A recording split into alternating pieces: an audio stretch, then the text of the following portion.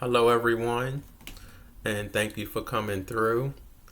My name is Torrance, and today I'm going to continue reading from the Ascension of Isaiah. I'm going to skip the fourth and fifth heavens and go right into the sixth heaven, and I'm going to do the seventh heaven at another time. But before I go into the reading, I just want to mention that when we read about humans ascending into the spiritual realm, we're reading about humans interacting with the best and the finest of creation. The Creator, the Almighty, the Most High, the Eternal, the Source, is the best of creation. The Beloved, the Holy Spirit, the angels, and the other spirits, they're the best and the finest of creation. Right now, in this physical world, the physical realm, the corruptible realm, this is not the best and the finest of creation. The ruling class, the political leaders, they're not showing us the best and the finest of creation. Their love for war, their love for money, their greedy persona, it's not the best and the finest of creation. Right now, we're basically seeing good and evil. Even in the city of Baltimore, where I live, I'm not seeing the best and the finest of creation. Again, I'm basically seeing good and evil. And so when we read about humans ascending into the spiritual realm and communicating with angels and spirits, we're reading about the best and the finest of creation. Okay, let me go into the reading.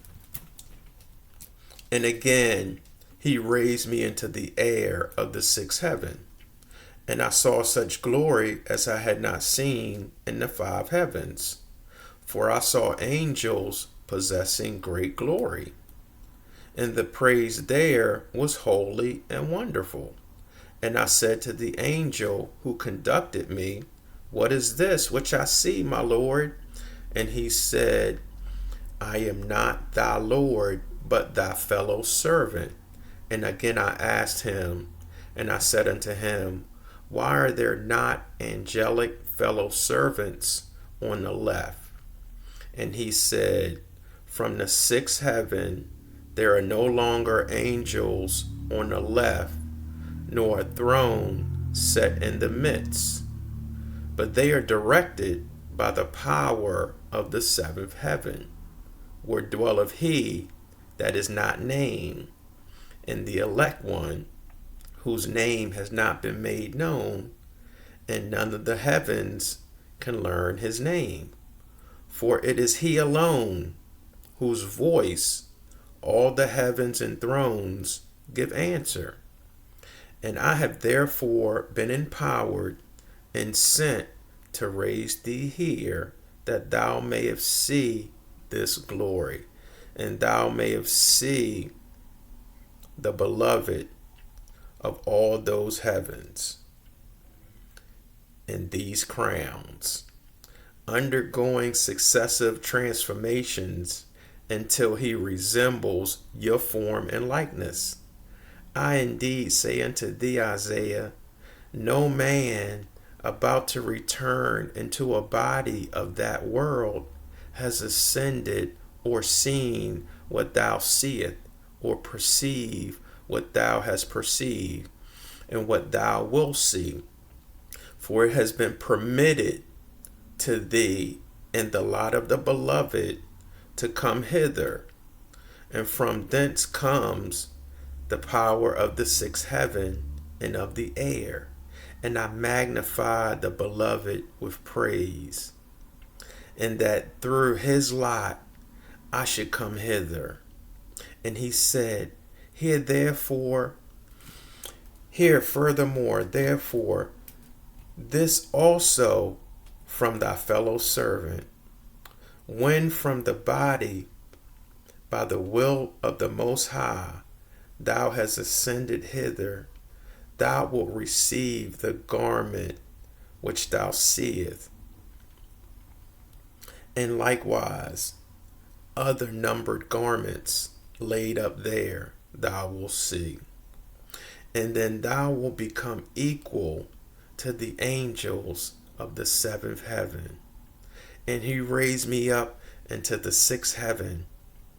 And there were no angels on the left, nor a throne in the midst, but all had one appearance, and their power of praise was equal, and power was given to me also. And I also praised along with them, and that angel also, and our praise was like theirs. And there they all praised the Most High, and his beloved, the Christ, and the Holy Spirit, all with one voice. And their voice was not like the voice of the angels in the five heavens, nor like their discourse, but the voice was different there, and there was much light there.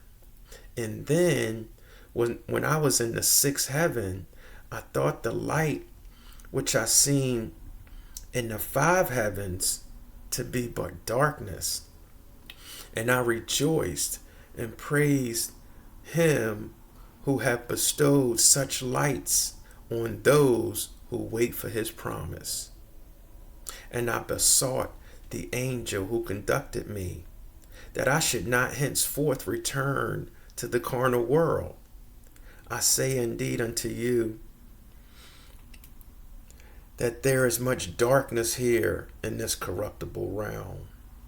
And the angel who conducted me discovered what I thought, and said, if in this light thou dost rejoice, how much more wilt thou rejoice when in the seventh heaven thou seest the light? Where is the beloved? Where is the Most High and his beloved? Whence I have been sent, who is to be called Son in this world. Not yet have there been manifested he who shall be in the corruptible world, in the garment, in the thrones, and the crowns which are laid up for the righteous, for those who trust in the beloved, who will descend in your form. For the light which is there is great and wonderful. And concerning thy not returning into the body, thy days are not yet fulfilled for coming here. And when I heard that, I was troubled. And he said, do not be troubled. And he took me into the air of the seventh heaven. I'm going to stop there. In the next reading, we're going to go into the seventh heaven. But again, I just want to reiterate that when we read about humans ascending into the spiritual realm, we're reading about the best and the finest of creation. And there's nothing wrong with interacting and being around and discovering and reading about the best and the finest of creation.